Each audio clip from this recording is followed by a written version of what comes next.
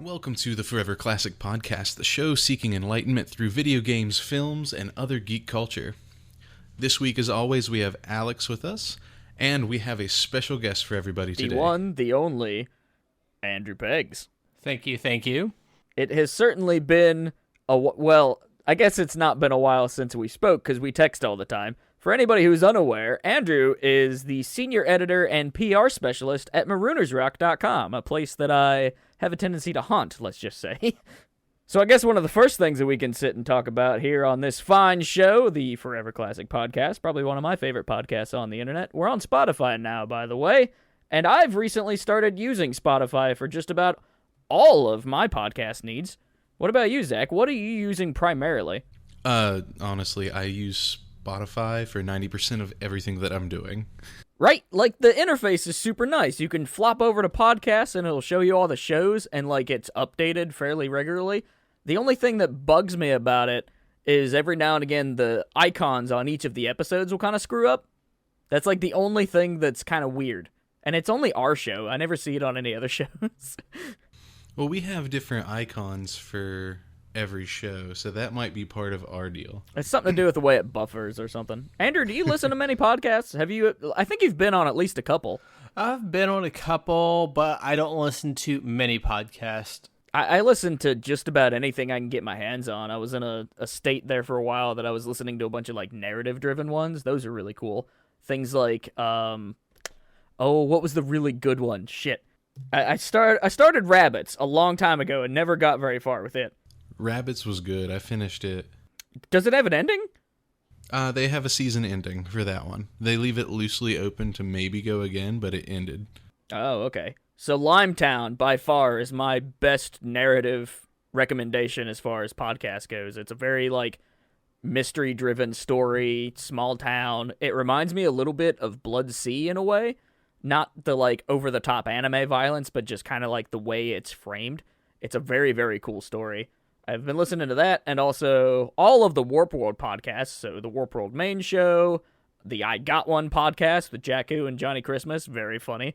And then I finished Archive 81, though I don't know if I'd recommend it to everybody. It's kind of that weird, like, 80s odd sci-fi. There's a couple I listen to every week. I listen to Myths and Legends, I listen to Lore, and I listen to Astonishing Legends and the No Sleep podcast, like, continuously. I have Lore on my list, and I also did finish everything that was available for Wolverine: The Lost Trail, because it takes place in Alaska, the first season does. And I'm like, oh, that's cool. I'm currently in Alaska. And it was all right. It was kind of interesting. Wolverine took more of like a background approach than a main character approach. That was kind of cool. Yeah, I like that one a lot, actually. I listened to that, I think, in one sitting.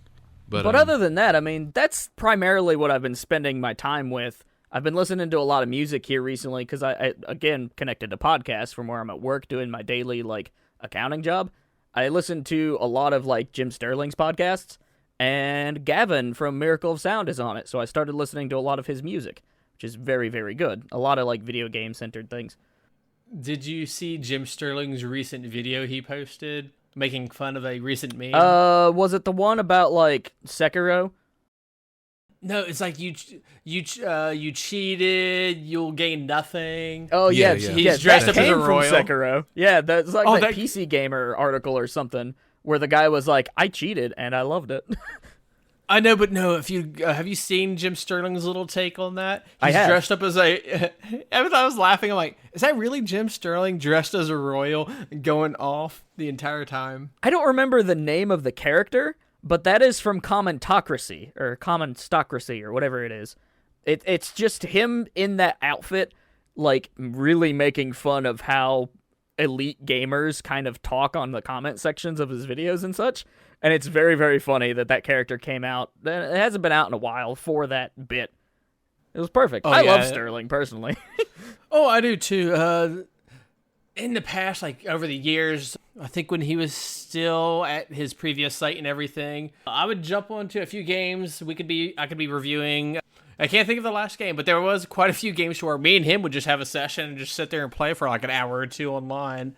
Nice. Because we were reviewing something pre-release, of course, and it was always bumping into each other, so we ended up adding each other on Xbox Live, and then if we both had something we both had, hey, let's go play and kick the multiplayer a little bit and see if it's buggy or it's not, and see you on the next game. I feel like Jim would be a lot of fun to play with, because he's cynical enough to where if anything ridiculous happens, it would just devolve into a fit of laughter.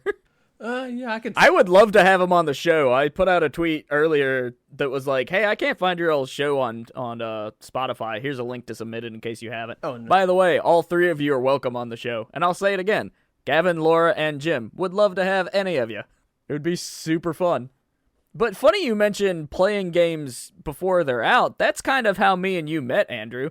Like, I was working at a GameStop, and I was writing with Geek magazine, so I was just kind of like exploring the world of games media, which I picked up just to be like in practice with writing because I wanted to do novels. That novel has never come, but what happened was I spent the past like 5 years doing frequent video game journalism. And so Andrew walks into my store one day and I'm talking about like writing for something. And he's like, oh, I write for this site and we got this particular game early. And I was like, oh, you guys get stuff early. That's really cool. And you kind of like enticed me to Marooners Rock, which I was all about. Because at the time, I love Geek magazine. There's not really much going on with it right now. It's more of just like a resume portfolio for a lot of people. But that was such a cool experience to like get my legs out there and work with an editor who was like super skilled and kind of chart my own path. But then Andrew comes along and kind of like boosts that by that much more. So it's still like amateur journalism. I mean, it's all volunteer based, but we've done some very, very cool stuff. Because, yeah, we have staff that's went to E3. We're already planning for some E3 stuff. Rest in peace, my email already. PAX East, PAX South, PAX Prime, even PAX West. It'll always be Prime in my heart. And PAX Unplugged. And Unplugged being the board game, kind of card game, tabletop-centered one that's fairly new. It's only been around for a year or two. Oh, yeah, and it's still getting a lot of traffic. From pictures I've seen, it is completely nuts. It's something both Aaron and I are trying to plan this year since we went to PAX East this year. And we will definitely talk about that later. But you and your girlfriend, Erin, you guys play a lot of board and card games, don't you? I see you buying them constantly. A lot. Well, yes, we are buying a lot. It's just more or less making the time to play them since I have a full-time job, she has a full-time job, and it's hit or miss on, hey, let's play something tonight. There'll be some nights where, hey, we have about an hour or 2 hours before we go to bed, and we both have a long morning shift ahead of us. Let's go ahead and play a card game or two, something we haven't played or we just purchased just to kind of give it a kick to go, okay, this is something we can play later on when we have free time. So board games, I mean, Zach, you're kind of into like tabletop. Are you doing any of that anymore? Actually, I just picked up, we just picked up the Microsoft Surface for Lauren so that she has a computer, kind of portable, nice and easy enough for her to draw on. We just started. You get the newest one? 6, is that the new one? I'm not sure. I know I have like the 3 or something. And are you talking about the Surface you have? Yes. Yeah. The one I got to use and killed the battery twice? Oh, yeah, during one of the like 24-hour live streams. No, it's when we were stuck in New York City for 2 days. Oh, yeah. We've talked about that so much on the show that it's funny that you're here. But yeah, Zach, go ahead and tell me about like the Surface and such. I like it a lot. I mean, we haven't really, pushed the boundaries on it, but Lauren's been using it. She loves the pen. All the Surface is nice. We could take it everywhere. She's got one of the little fold-over keyboards for it, so it's nice, compact. Can flip it over and just start drawing. So it's pretty smooth for that sort of thing. It's a very sleek little machine. Yeah, and it'll run stuff like a computer, but with apps and without. So it's kind of in the middle of everything. We haven't figured that part out entirely yet, but I believe it's going to work with our Roll20 really well. And that's what we want to start getting set up. So I've been kind of experimenting with setting up some tabletop stuff in that. There's a rhythm game called Osu that's like super open source, and I used to play it on the Surface, okay? Now the one that I've got, the graphics isn't super great, so the only thing I really play on it is like Binding of Isaac, because it's super low and as far as like system resources. Oh. But one of my favorite things is just to like load up a game I know I have on the Surface just to see if it'll run. 9 times out of 10 it won't, but it's a fun experiment. What game was I playing on your Surface? I'm trying to think. I just remember one time we were on that Greyhound and everything. I ended up playing something on your Surface for like half the trip. I do believe it was another Metroid 2 remake. I think that's what it was. Yeah, I'm pretty sure that's what it was. We were testing around with it because didn't it just kind of re-released to a point? It had just come out as a fan game, like, not a month before that, because I streamed it right before I went to PAX. Okay. And then we also had the creator on the show, which was super cool. And if you want to check out that episode, go into our history, look for the discussion about Metroid 2. But back to the subject of tabletop games, how you were asking me earlier. Yeah. We've been doing a lot of Kickstarters for some tabletop games. Aaron's okay with me spending money on some Kickstarters, but after I got to look at the kind of the back end of how much I've went to Kickstarter and back things, it's been up there. There's at least like 4 or 5 games we're looking forward to playing this year. We just got 2 of the card games that we just backed in the mail, so we're looking forward to giving those a kick. I feel like Kickstarter is a great platform for starting board games. I constantly hear about, like, oh, there's this new game that I found on Kickstarter, and it's actually super cool, because we have a huge board game following here in Juneau. They have, like, a con and everything. It's awesome. Oh, wow. Platypus Con, for anybody interested. Platypus Con. That's great. It's got a cute logo. Board games are awesome, though. Like, I haven't got to play very many lately, and I have one that, God, somebody gave to me, and I've never figured out how to play, because it takes, like, 8 hours or something. I really like the one that I got the time I was at PAX back in 2017 at PAX East. That was right before Kim moved up here to Alaska. I picked up, Phoenix something. I'm going to have to look that up now. Damn it. Phoenix Covenant, that's it. It's a card game that's a blend of like Magic the Gathering and Final Fantasy Tactics. Very cool card game. I did a review on Marooners Rock that you could find. Recent things I've backed and recently got included a game from Breaking Games called Sparkle Kitty Nights. Aaron got to try that out at PAX last year. Nice. They did get a Best Indie nomination from Marooners Rock, and that really made them happy. They did a Kickstarter for not really a not safe for work, but more of an adult version, which is why it says Knights. I wish they would have made it a pun and said Knights as in like Knight in Shining Armor. But we just recently... Oh, see, that's kind of what I imagined. Oh, yeah, I would have too. We got The Binding of Isaac 4 Souls. Very cool. Aaron posted on Instagram about knitting and everything, and she just had a random account follow her called Knitting the Card Game. When she looked into it, it ended up being a Kickstarter that was coming. I did reach out myself, wrote up a few posts when they released their Kickstarter. They ended up getting funded. That game will be here July 2019. Funny story is they're right in Ohio, so not too far. That's cool. Yeah, for context, Andrew's in West Virginia, which is where we're all from. And Zach being in Virginia now, and then, of course, I'm across the world in Alaska. One day you'll come back this way. We'll see. Tangled Timelines, that's not until 2020, but you can't turn down when it was $15 and you get the entire game. That's not bad. And then there's a Shipwreck Arcana, Stars Below. It ends up being kind of a tarot / it's an interesting card game. It's weird to explain. It is more of I had to read the text to understand it, but it's something me and Aaron both looked into.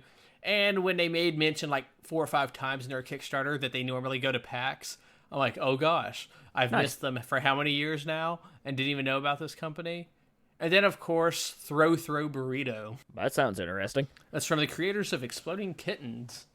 That puts me in the mind of Burrito Supreme from the Tenacious D movie. Oh, nice. A Burrito Supreme! Well, I told Erin that Throw Burrito is going to be good, but it's going to be bad. And she's like, how is it going to be bad? I'm like, because I'm going to chuck that burrito, because whoever gets hit by the foam burrito loses a point. And you know it's going to cause some hurt feelings and probably a couple welts if it gets thrown hard enough. So that's going to start a tussle. Oh, she wouldn't let me back $100 version of the game, which includes a inflatable burrito. Oh, nice. I used to love inflatables as a kid. I would always pick them up whenever I'd go to the fair. We had like an annual fair called the Molasses Festival, and I would always get one inflatable. I don't know why. That was like my thing. But yeah, so gaming this past couple week has been kind of interesting. There's some pretty interesting things going down. I think, to me, the biggest story is that the Notre Dame Cathedral in France, like, part of it burnt down. And so there was this whole situation on if they're going to rebuild it, what are they going to do? And there's the idea floating around that they might actually use Assassin's Creed Unity because it has a very accurate in-game representation of that cathedral. to be like kind of a roadmap on repairing those damaged areas. And that's pretty fascinating to me because Unity was hailed as one of the worst Assassin's Creed games and would probably fade into obscurity if not for this situation. I do give props to Ubisoft for granting the game out for free. They did do that, yeah.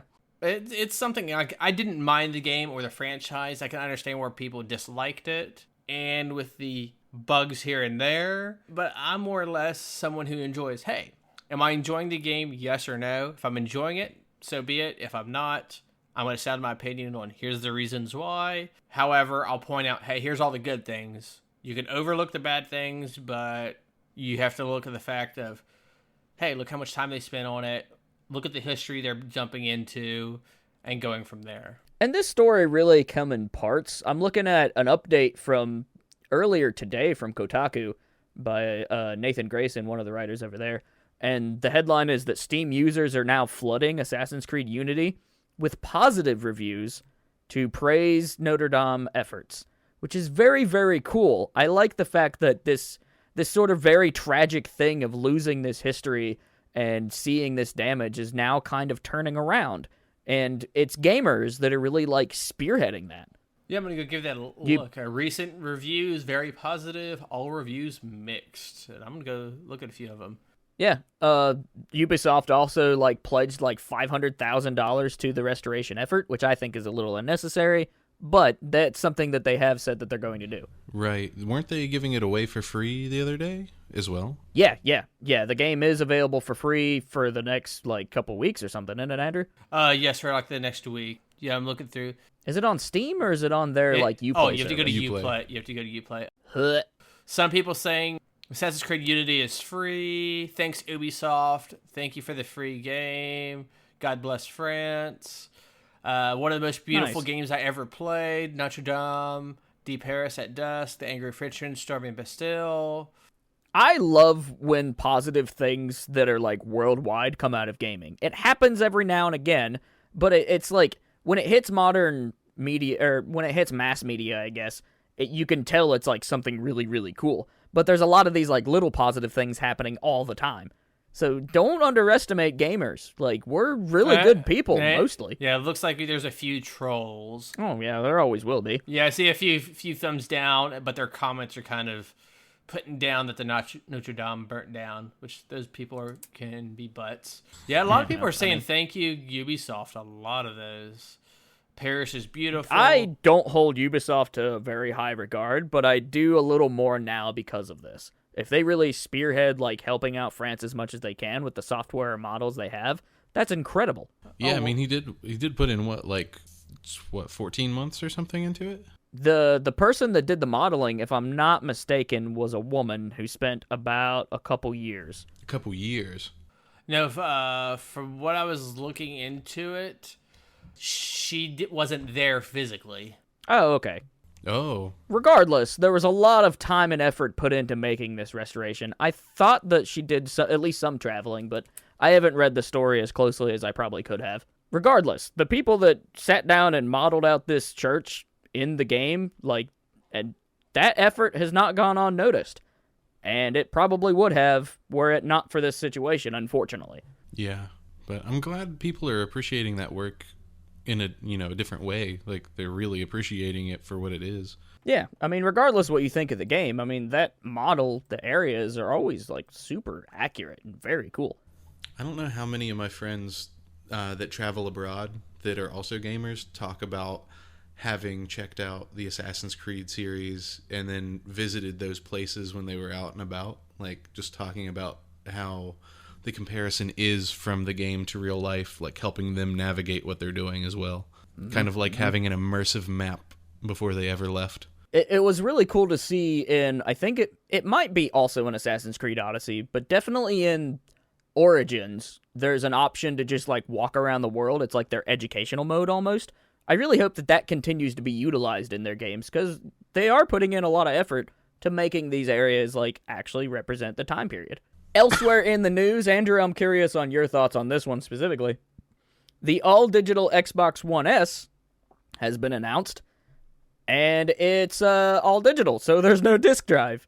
but it comes in at a whopping, I think, like $250 as far as the MSRP. I'm thinking there was two different prices. It was like, I think I've seen $200 for just the console, but $250 if you're wanting it with a game, which is understandable.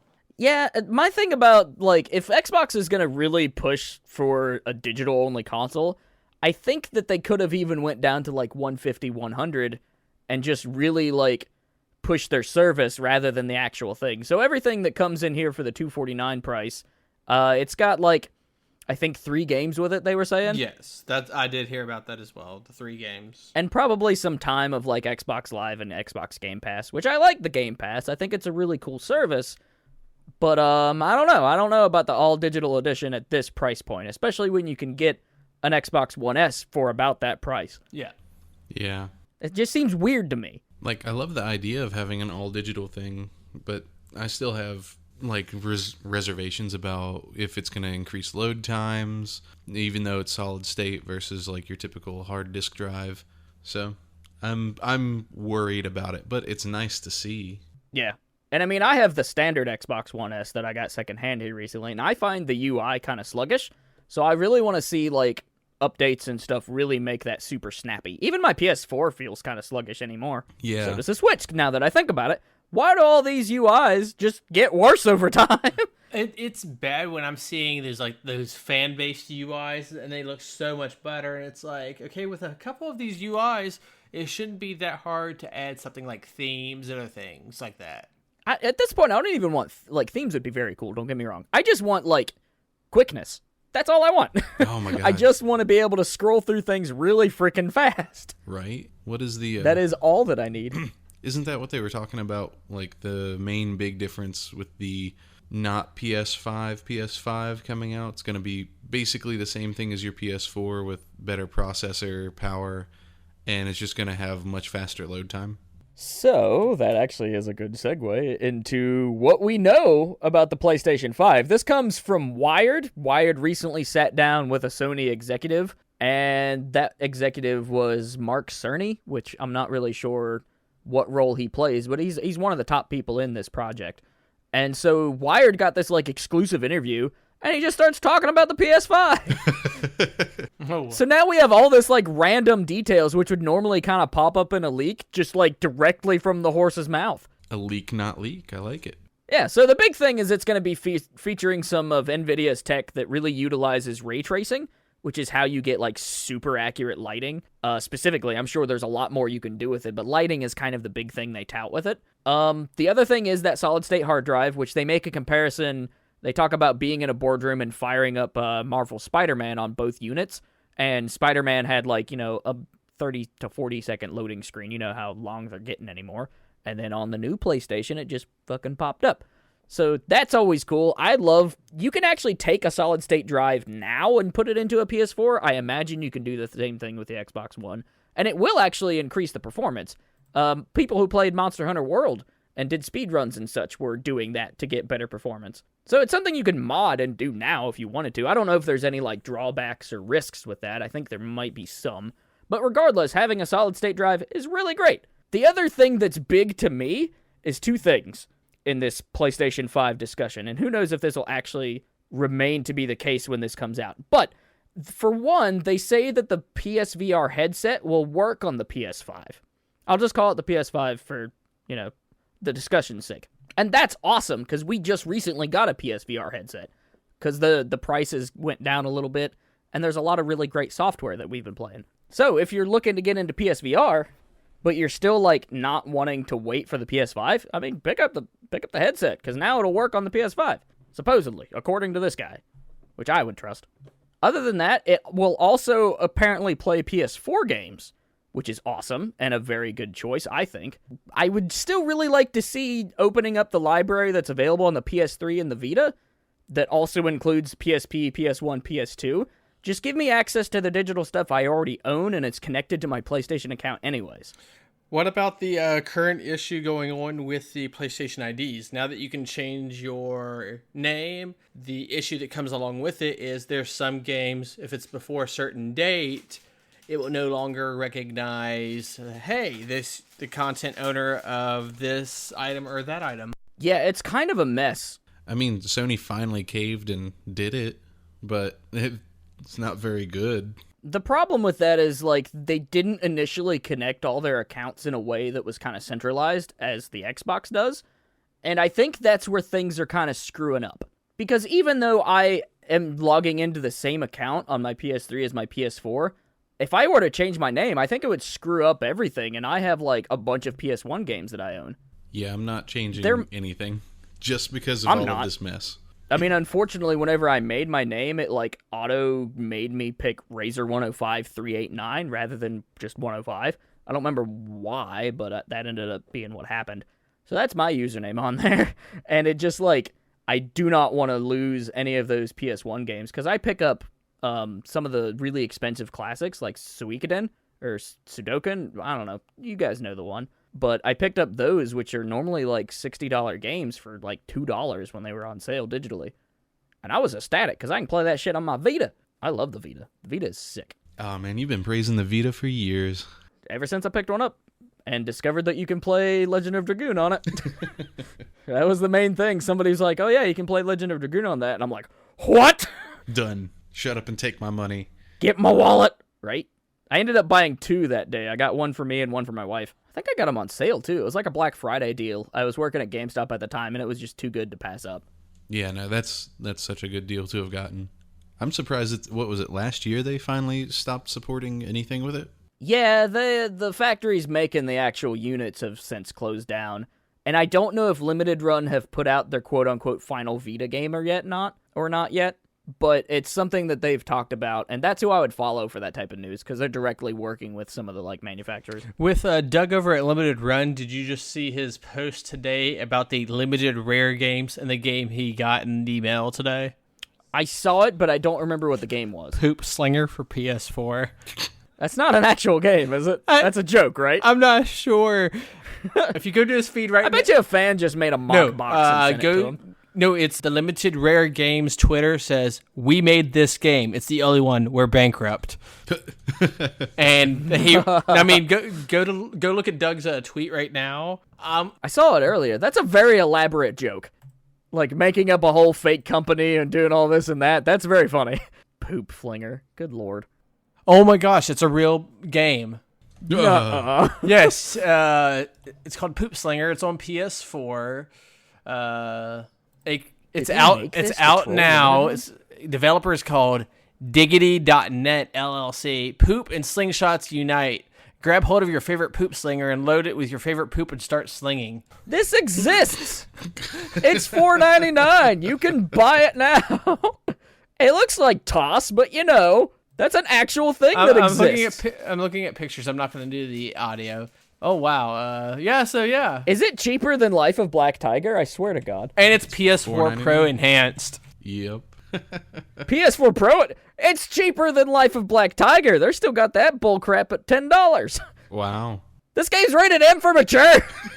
I'm astounded by the bullshit that makes it into PSN sometimes. It's worse on Switch right now. There's like a lot of shovel crap, but it also means there's just a lot of games in general on the Switch, so it like balances out. But there's games about crap. There's some steamy ones, very steamy ones on the Switch. Heck, I remember a while back I had not in the sexy way either, like a hot poop in the cold kind of way. Yeah, there is a game a while back. A company reached out to me. It's 99 cents on Steam. It's called "There's Poop in My Soup." That's a problem. Yeah, that's not a. It's about being a character and you're pretty much defecating on everybody below. Is there a exclamation point at the end of that, or like an ellipses? Because that would definitely alter my thoughts on it. No, that's really what it says. The entire title, no punctuation. Because to me, mentally, it's either "there's poop in my soup" or "there's poop in my soup." Well, the title has an exclamation point, but it looks like you're on top of buildings defecating on everybody below that's walking in the streets eating their food. Okay, there every now and again there's a poop related game that's excellent. I mean, Binding of Isaac has a shit ton of shit in it.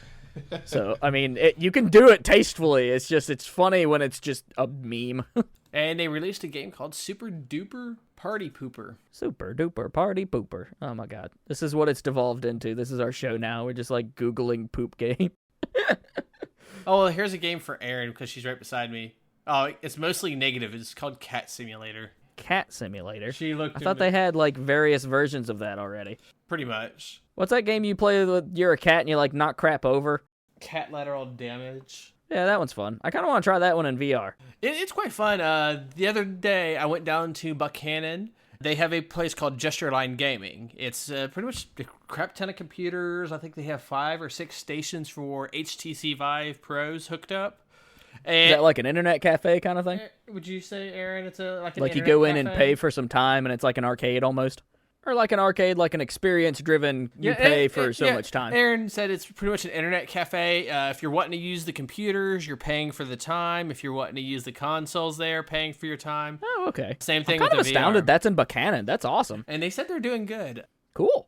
As you know, with Extra Life, the guild launch meeting for West Virginia for Extra Life will be at this location. So, Oh, okay. yeah, I pitched Extra Life to Gesture Line Gaming, got them in touch with the representatives, and next thing I know, it's, hey, here's our guild meeting. It's like, yep, big, giant gaming venue, and I'm going to totally try to plan some Extra Life stuff with them, maybe quite a bit of VR, but when Aaron and I went check the place out, and I pitched Extra Life to him, I ended up hooking them up with a copy of Cat Lateral Damage, and before we funny left, that. they had their daughter. She was stuck in the VR. She was just there playing it. We're all looking at the distance like, we're sorry for getting your daughter hooked to that VR game. We apologize for anything that may or may not happen from this point on. I think So I'm glad you mentioned Extra Life because to me, like, whenever I think about the sort of things that you do, and I'm sure you've got a better perspective on this than I do, but I always think of you as like the Marooners rock side and doing the PR and the streaming and such, but then I also consider you one of the best people that I know that really drives and pushes Extra Life, the gaming-driven charity for the Miracle Network hospitals. So tell me a little bit about like how you got into Extra Life. Extra Life, how I got into it, was more or less my friend Marcia over at the Mommy Gamers. Oh, okay, I've heard of them. She does stream a lot now on Twitch, quite a bit. And yeah, I was often seeing her post about Extra Life. And I'm like, okay, I don't know what this is. I'm going to look into it. I supported a few people because, hey, it's charity. Yeah, right on. After looking into it a little bit more, I'm like, hey, this is something I wouldn't mind trying. It's been 6 years for me, and I think Erin and I have been together a little over 5, so she's been alongside with me from almost when I started doing Extra Life. Oh, that's awesome. Something you guys can kind of bond over. Yeah, I got corrected in a look at when she's like, it's been 6.5 years. So yeah, so pretty much since... Yeah, she's been with me throughout the entire way, and it was pretty much a lot of pushing, getting friends, reaching out to companies I've worked with, which has ranged from Bethesda, Gearbox, Namco. One of my big supporters is Tiny Build Games. Disclaimer, I am one of their moderators on their Discord. But yeah, quite a few indies. That's my main support of, hey, indies, I'm going to support you, show off your game.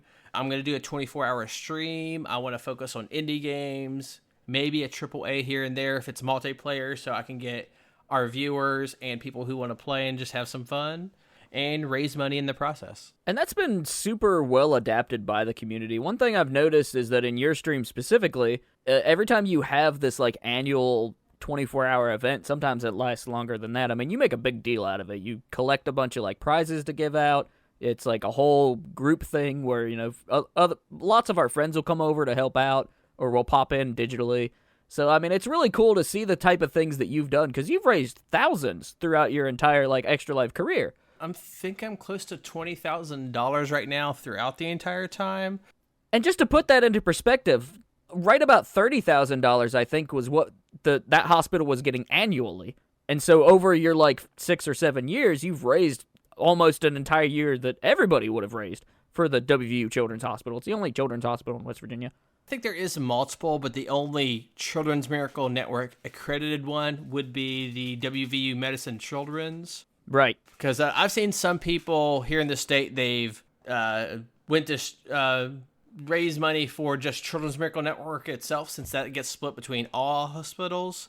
But there'll be some people I've seen not want to take part in Extra Life because the Children's Hospital is not near them.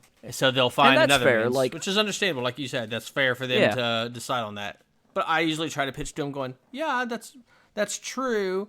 However, it's still going to a good cause. And the thing that I like to tell people when we're talking about raising money in West Virginia specifically is that your money goes further by sending it to the one hospital rather than all the hospitals. Because West Virginia is one of the lower earning donation areas. So if you can directly target that area, it really helps out those kids. I mean, they bought the cameras that they can watch their babies in the intensive care units. They've gotten all sorts of stuff for those kids. And that's something that I myself also helped out doing. One of the other reasons why I really was kind of drawn to what you do, Andrew, was not only the connection to like games and writing and stuff, but also that Extra Life connection. Watching like Markiplier and Game Grumps do these really incredible charity streams, I wanted to be a part of that. And you had a direct line and a very quick way to set all that up. And I think the best year I ever had was we raised, I think, about $1,200 in one year, which was incredible. And now, even though I'm living away from West Virginia, if you donate to my Extra Life page, I restart it every single year and keep it kind of always running in my Twitch stream. If you donate to that, it will go to West Virginia. It doesn't go to Alaska. I will always have it set to that hospital. Same for me. I really haven't been able to get into it because my schedule sucks for being able to stream. But all my stuff's set up to go to... It's Ruby, right? Is that the hospital name? It's that same, like, area. Yeah, Ruby Memorial Hospital, but it's technically... Yeah, it's called Ruby Memorial, but for the children's thing, up on the 6th floor... It'd be considered... It's like a branch of the hospital. WV Medicine Children's. I'm going to keep always calling it WV Children's Hospital because that's what it used to be called. Because the new way is grammatically incorrect. Yeah, right? Like, you've said it a couple times, and in the back of my head, I'm like, oh yeah, they did change that. But I'm like, it don't sound right. I know, just like grammatical, like... Yeah. However, they are building a new wing to the hospital. If you recently seen in the West Virginia news that they just broke ground a couple months ago, that they are building a new building, and that's going to be specifically the Children's Hospital. Hell yeah. We got to support them as much as we can then. Absolutely. Funny, I remember going to that very hospital where the fish tank and everything is in the lobby, and when I was a kid, there was N64s hooked up on the right. And I had to be like, I don't know, 10 or 11. I think we went there because my sister needed some like assistance with something to do with her nose or something. So I have like fond memories of that hospital too as a youngin'. It all kind of comes full circle, doesn't it? Yeah, definitely. Yeah, I spent a couple months there. It was pretty good. It was they took care of things, and I like to give back any way I can. So yeah. If there's one thing that I really want to do with like my gaming and hobbies and the content creation stuff is find a way to like make a difference. And I think charity through Extra Life right now is the best way to do that. It's also the easiest and the quickest. Like the money doesn't touch me at all. It goes straight to those accounts. The other thing that I want to bring up, completely disconnected from Extra Life and some other stuff, is there's been a couple games that are really, really exciting coming out here, if not already out or by the time this episode comes out. So Mortal Kombat 11 is probably the biggest AAA release on everybody's mind right now. And it looks pretty good. Yeah. Oh, man. It does look really good. I've been looking at... I don't know. It's going to be fun. I love the story of Mortal Kombat. I am terrible at fighting games. That's about where I'm at. Like, ever since Mortal Kombat 9 came out and it's been really, like, cinematic, I've really enjoyed the series much more than I ever did prior. Absolutely. I'm a big sucker for stories in anything. That's the whole reason I really play games, other than sometimes they have really awesome functionality that I just like to keep coming back to. But yeah, since this one has developed so far and now has got a story with it, I find myself just researching as much of the information and the story and the plot and the subtleties as I can, because I know that I won't necessarily play it because I'm not fond of fighting games. Yeah. But that's just me. It's not that it's bad, because it looks amazing. The lore's fun. The lore's really fun to, like, do wiki searches and stuff. And I like the story of Mortal Kombat and the way they approach it anymore, because it, like, keeps everything else in mind that's happened, no matter how ridiculous it is. Like, they talk about Armageddon, which I think was the first Mortal Kombat game I owned, aside from maybe one on the Super Nintendo. And that one you could, like, make your own character in. It was actually pretty wild, now that I think about it. It wasn't very good, but it was kind of cool. Anyways, Mortal Kombat, like, the story is fascinating, because they, like, keep that, and they do, like, retcons, and then they go back and forth in time, and Raiden is, like, a bad guy now, or is possessed or some shit. Regardless, it's, like, this one in particular, graphically looks incredible, much like the previous one did, but NetherRealm Studios are really like pushing the boundaries when it comes to character animations and like detail and such. But it's just super cool to see all this. And there's like retro skins, and the newest trailer plays the old like techno opening theme song. It's just super fun. Like, this is the Mortal Kombat for fans. And all the like UI graphic elements, like the sharp yellow, just looks excellent. I'm kind of excited, just so you know. I don't know if I'll pick it up day one, but I'm pumped to see where it goes. Me too. Andrew, what do you think about that there and here, Mortal Kombat? Mortal Kombat, I am looking forward to trying it out.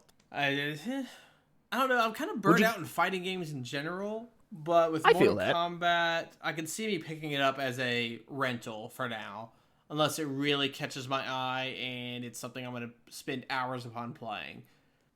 Now, would you get it on the Xbox, Switch, or PC?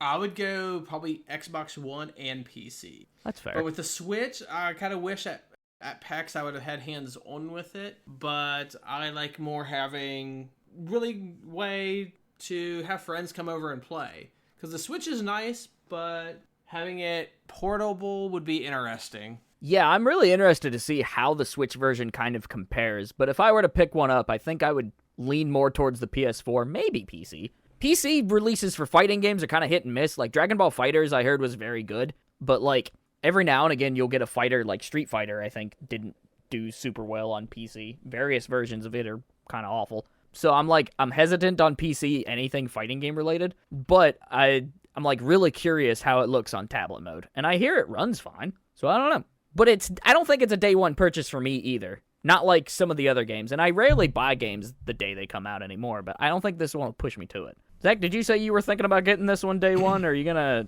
kind of hang back? Mortal Kombat, I'm probably not going to get it. Probably in the same boat as Andrew here. I'll probably get it as a rental to play it, but otherwise that'll probably be about as far as it goes for me. If it comes to Game Pass, I'd be all over it. Oh, wow. Yeah, Erin was looking at her email and found a game that you may like. How you were talking earlier about rhythm games? This would be right up your alley. It's called Tap Sonic Bold. Is that like a Switch touchscreen game or something? It's on Steam. The wonderful Son of DJ Max rhythm game. It's interesting. It looks like, I'm trying to think one of the Japanese games. Hold on, 1, 2, 3, 4, 5. There's 6 lanes, and there's boxes coming your way, and you're tapping it to the beat of the music. Oh, kind of like Rock Band, but without the peripheral. Yes, but there is a Japanese game to where it's like 5 buttons, and you're hitting them in color sequences. Oh, okay. I know the one you're talking about. You just can't remember what the name of it is either. Well, it fits a lot of molds for a bunch of different games, but yeah, I can picture it. But let's talk about a game that I know that you've been spending some time with here, Andrew, because I edit most of the things on Marooners Rock. Tell me how Katana Zero is coming around. It's hard, it's entertaining. Probably after this show, I'll probably try to get more into it without raging that I'm dying over and over again. But no, it's a really interesting concept. It gives a kind of a 80s style neo-noir vibe to it. So a little bit of a neon lights here and there. You're going to the club. You might have to be going through a prison. Let's say a recent mission I just did in the game was I had to get through a entire rave going on at a party. Well, the object of that entire mission was I could not be seen or heard. So I'd move a little. I'd kind of fade in the background. My character would be dancing. You'd have the enemies looking around, kind of listening for me to move. When they'd look the other way, I would go to the next group of crowd, and I'd have had to do that all the way until I got to the end of that part of the area. It would show me kind of how I got through it, go to the next thing. And I had to pretty much sneak through the level. And one of the criteria was when I got to the end part, it gave me strict situation of, hey, do not do this. As I was saying with my hands-on with it, is you'll have a scenario of you'll have a little red bar. You can sit there and just say, hey, screw off, hang up the phone, or disobey. But if you let it go through, you can kind of reply of, okay, understand, why. So there's some decision makings in the plot elements sometimes. To a point. And it seems like it changes some of the, not really the story, but changes some of the things that could happen. Like at one part, it was like Some of the like scenarios and such. yeah, that's what it seems like. I'm gonna have to test that theory because at one part, I had somebody go, "Hey, can I see your sword?" And I'm like, "Okay, I'm gonna go ahead and hand you my sword." Ends up through that mission, I didn't have my sword for a little chunk of it, which made it much harder because all the enemies had guns or pipes, and all I had was my ability to slow down time and kind of dodge everything. So that was interesting, getting through a level with only stopping time and dodging the bullets. If I don't... Because this entire game is a one-hit kill. Yes, if you get... On both sides, yeah? With the enemies with the crowbar, they'll get it kind of a stunned and then a kill. Unless you hit them just right. And then it looks like there are some bosses as well, so those probably take multiple hits. Nice. Bosses, I haven't had any. Most of it's been just, hey, get to this person, kill them. Or let them live and scare them to death. And this is a pixelated, like, super awesome-looking 2D side-scroller. Yes. That when I look at it, I thought it was mostly, like, reflex-based, but the way you're talking, it's got a lot of stealth sections. First mission wasn't really stealth. It was more of get through, kill everything. Almost like Hotline Miami is kind of what it looks like. Not visually, but, like, mechanically. Yes. That'd be like the first mission was kill everything. The second mission was, hey, you need to sneak through, get to this area. Don't let anybody see you or hear you. And on the way out, it was pretty much sneak through and not be seen. But it came to the part where it's like, nope, I got to kill everyone. I'm sorry, but this is going to be way too hard. I finally got all my weapons back. I need to rush through and kill everyone. Right on. But no, just anywhere from there's turrets that'll target on you, instantly unload. Didn't realize during a roll, I have a split second of hitting a bullet and letting the bullet come back and kill the person. So it's like, so I can kill people by hitting your bullets back at you if I do it at the right time. It looks like it's a very particular timing situation. Oh yeah, a lot of it's timing. I think I'm down to where in game it tells me I have 3 days left. 3 days left till what? No clue, but I'll find out sooner or later. But the AD levels are ridiculously enjoyable. I myself enjoy hard games, and Katana Zero is one of those Diamond of the Rough games. Like you'd go, okay, it looks basic. It's gonna be your normal hack and slash, but it's nothing but you're gonna have to plan to get through a level. And multiple times. You do have one of your time ability. Since you are on a drug per se, you don't have that much time to get through the level. So you have a little bar ticking. If that runs out, time rewinds, and you're back at that beginning of that level. So it's get through that area. Okay, that's reset. Now you can get through the next area because that's refilled. But there's sometimes where I've sat there and got stuck, and it's like, okay, how do I get through this level? I have like a minute to figure this out because that bar is going down quickly this time. But yeah, it's a unique game. I will say that much. Definitely one you would recommend people trying out, eh? Oh yeah, I would recommend to try it out. If you like hard games and you're into kind of a retro style while trying to figure out what's going on with your past. Because right now, a lot of things are happening between the missions of kind of a story's being told, but is it something about your past? What's going on? Like, I'm still trying to figure out what's going on. Fair enough. So, Mr. Zachary, what have you been playing here recently? Anything kind of interesting? I am picking up Risk of Rain 2, so I'm getting excited for that. We've been continuing the Borderlands grind to where we can do some OP8 at the fullest everything and go through basically hard mode. I think I was just talking to everybody in Discord about it earlier, that I was wanting to pick up Black Desert and check it out because I saw where it came to Xbox. I bought it a while back before I had a monitor that could actually fit the size of the game, so I couldn't play it before. Other than that, that's really about it right now. Just kind of little upkeeps with stuff. I've been enjoying the Destiny Verdant Forest going on right now. It's an interesting way to relax and just shoot stuff. That's kind of what Destiny is for me. It's more of a just you jump in, shoot some things, and just kind of chill for a bit.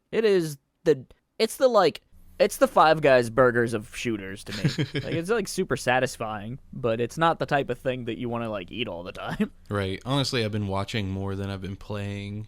Okay, some streams and videos and such? Yeah. I just started following this guy who plays Binding of Isaac, a lot.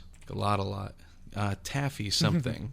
Let me see if I can find him real quick so I'm not, talking out my ass. While you're looking at that, I'm going to throw out a quick recommendation of this channel I've been really, really enjoying here recently. The channel is AfroSenju XL on YouTube, and he has this series on Sekiro that is just hilarious. Like, fair warning, he says a lot of curse words, and he's got some rage out moments, but oh man, this guy's hilarious. It's very funny. And Sekiro is one of those games, right? Like, it's full of surprises, and it plays with player expectation a lot. So it's really cool to see how people react to that. I haven't played it yet. I want to. It's just, I'm not in the books right now. I think the next thing I'm going to get, if I can even get anything, is going to be Resident Evil 2, and I'm waiting for a pretty steep sale on it. I'll get you this game called Moreau Chronicle Hyper. Aaron, Which is? Aaron's giving me the look of really. Is it a booby game? Yes, it's a booby game. Okay, she gave me the look again. No, because it's coming to Nintendo Switch, April 26th. Whoa! Which, okay, you'll get a laugh at this because I have to bring up the email itself to explain it. All right. Yeah, when she see me doing something, she's like, "Why are you getting these fan service games?" And I'm like, "Because I'm the only one willing to bite the bullet and play it." I've played a lot of really bad fan service games from Marooners Rock. Don't you give me that shit. Okay, I know. I don't remember the name of that one RPG, but it sucked. You just need to pull Skinny Tanner into the fray. He'll definitely bite that bullet.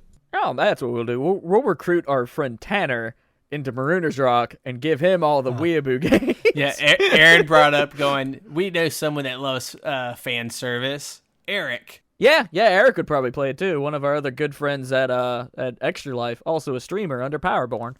What is it, Aaron? Yeah, he would love him for free. Yeah, you wouldn't even have to, he would just do it. Eric, not like we pay anybody at Marooners Rock anyways, but he would just do it. It's like, Eric, I got a booby game. Sold. It's like, okay. Sold.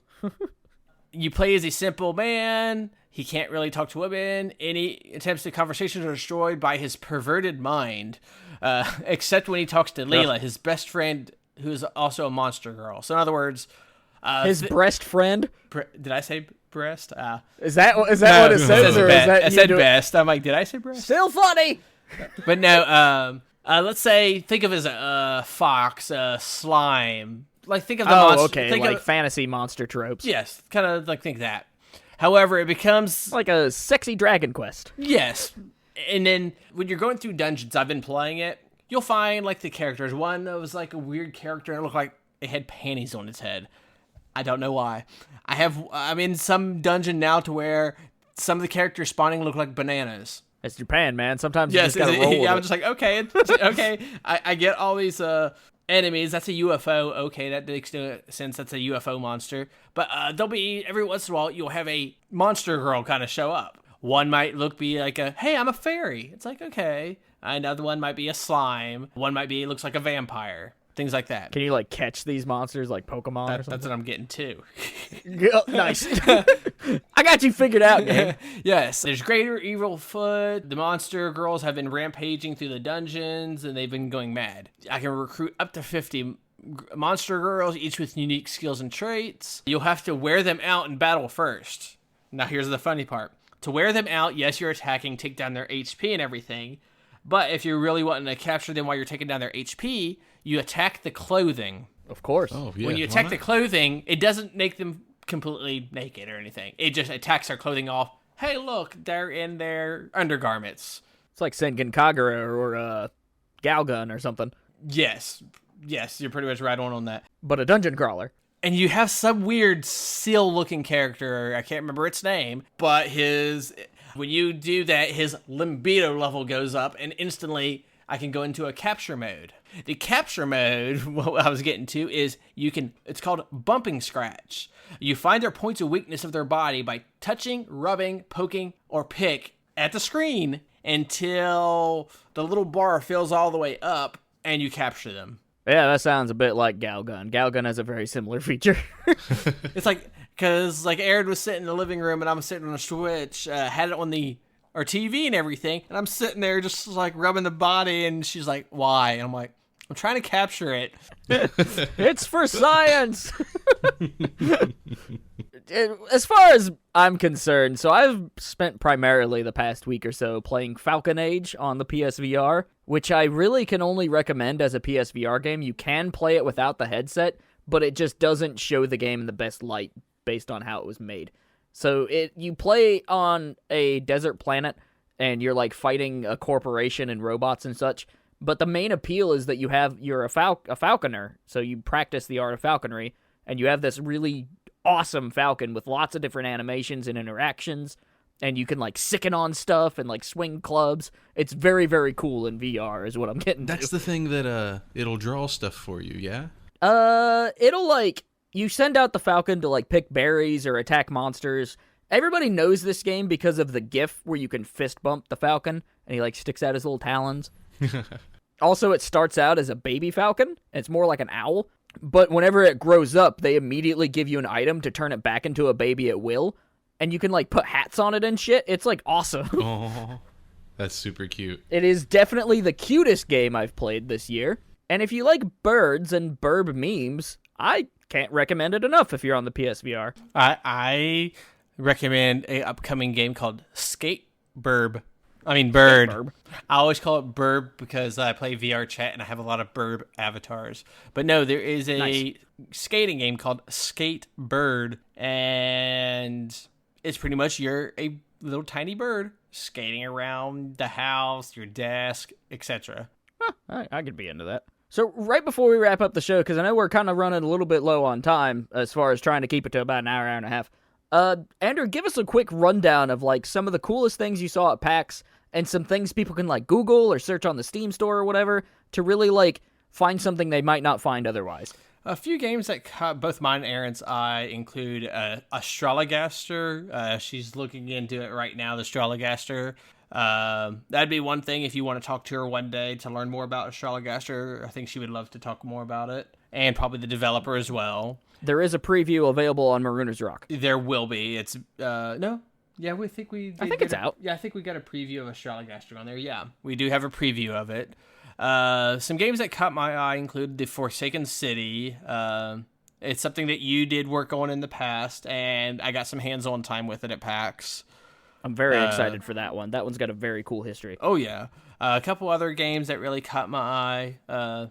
Honorable mention and disclaimer, they are good friends of mine, but Just Shapes and Beats, they've been at PAX East and other PAXs every year, but it's always the one booth that everybody's going to because the music's pumping and we're all having a good time. That game kind of hit a bit of cult status whenever it came out on Switch. I remember there were a lot of people playing it. Oh, yeah, just like... Aren't you in the credits for that one? I don't think I am. Now I'm going to have to go look and see if I was. But no... I thought you were credited for some reason, but never mind. No. Now I'm going to have to go look to see if they kind of jokingly put my name in there. I don't know. That'd be fun. But no, just Station Beats. There was a Bless Unleashed. A lot of us went to that booth. Matt went to the press appointment. I went to the booth like 5 times. Namco Bandai, yeah? Yep. Namco Bandai or Bandai Namco, however you pronounce it, the order. The game, it's an MMO, but it kind of reminded me of a Dark Souls-ish of, hey, you have all these enemies to kill. There's a mini boss, and there's another boss. That's pretty much what the demo was. But I kept on going back to the booth to try each character out. But I was also there trying to beat that final boss, because when you beat the boss, it'll pop up what item you won. And they had shirts, they had an Xbox. I think you had to have the fastest time for the day, and if you had the fastest time for the day, they gave you a custom-themed Xbox One X right at the booth. Hell yeah. I tried so hard to win that. I saw somebody on Twitter that I follow recently got a customized Sekiro Xbox One that was fucking sick looking. I don't remember who it was, but it was like super cool. Oh, yeah. Dicey Dungeons is one game that caught my eye, and I have a build of it, and I've been playing. So think of it as a dungeon crawler per se, but you're rolling dice to do attacks. It's like you must roll a 6 to do 5 damage. So interesting concept. It's still in progress. One game that I'm looking forward to on Switch is Mistover. Funny little story there is when I was at that booth and we gave an award for Best of Show, I had no clue that some of the booth knew who I was because I'm part of the in-mass entertainment partner program. So streaming games like Terra and everything. And one day I wore my Amy partner shirt, I had one of the people at the booth kind of look at me and realize, oh crap, I know who you are.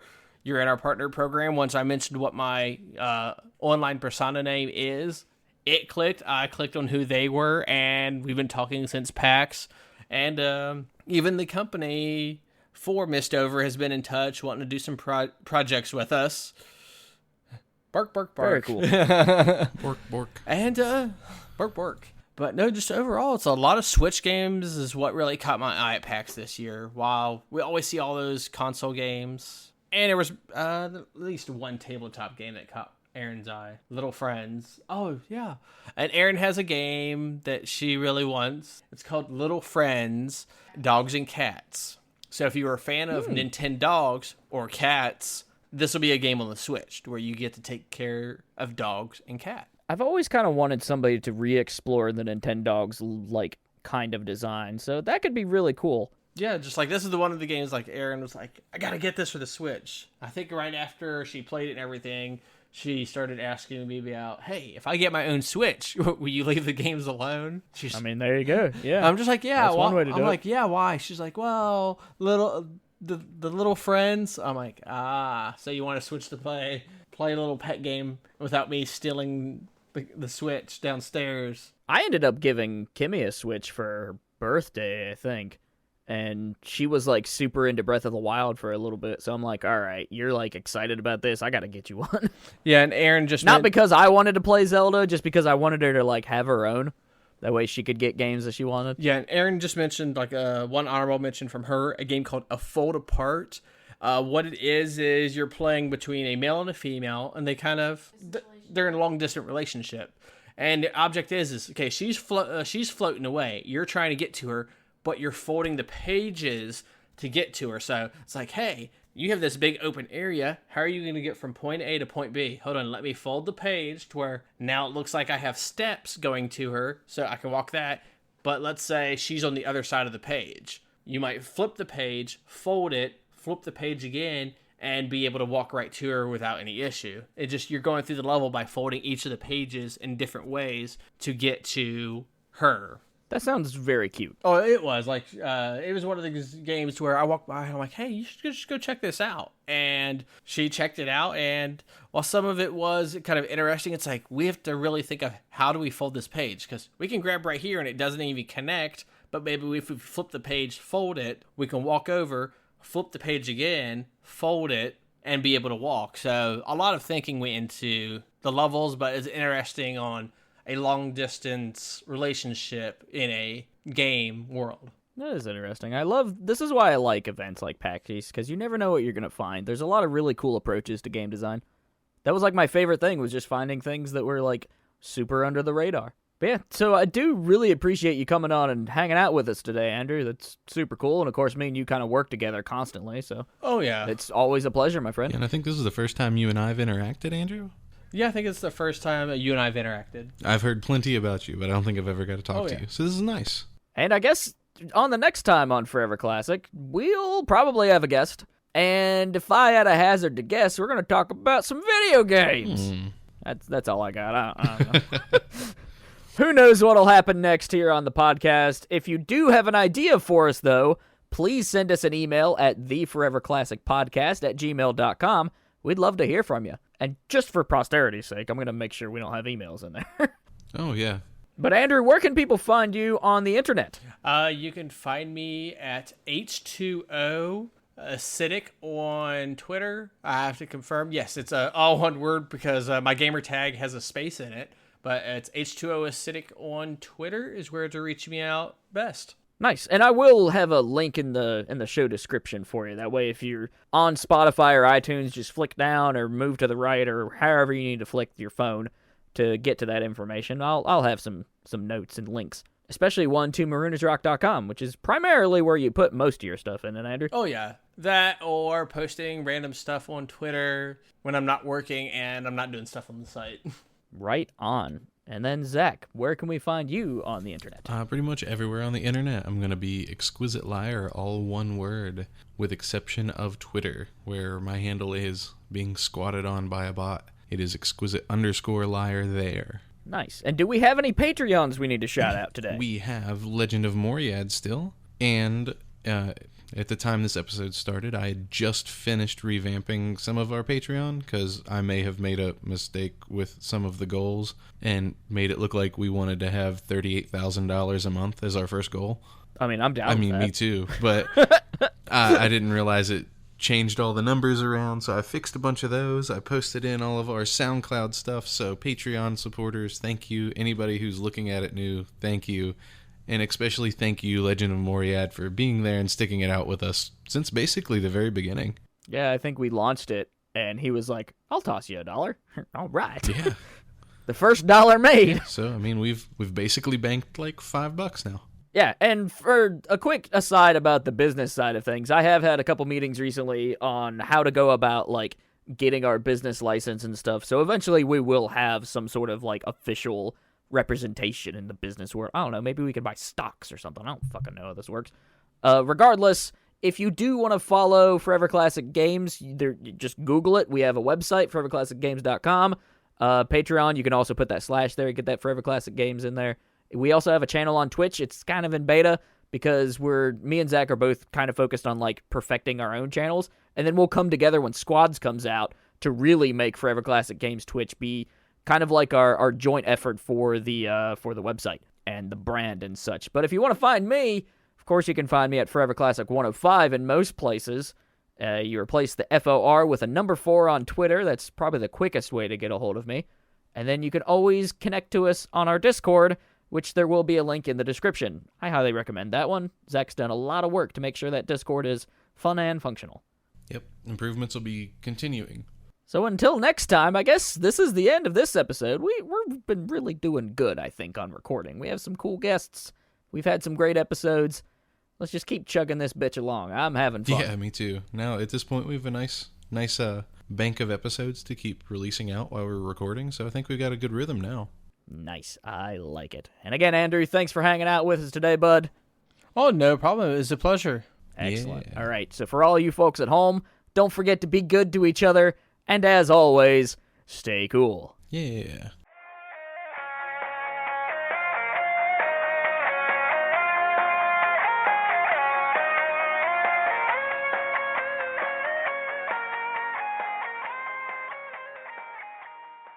Music this week was the Metal Gear Solid main theme by Harry Gregson Williams, Norihiko Hibino, Rika Muranaka, and Tappy Iwasi.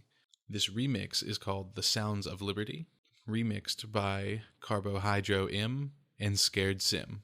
This music and others like it is from OCRemix.org. Thank you.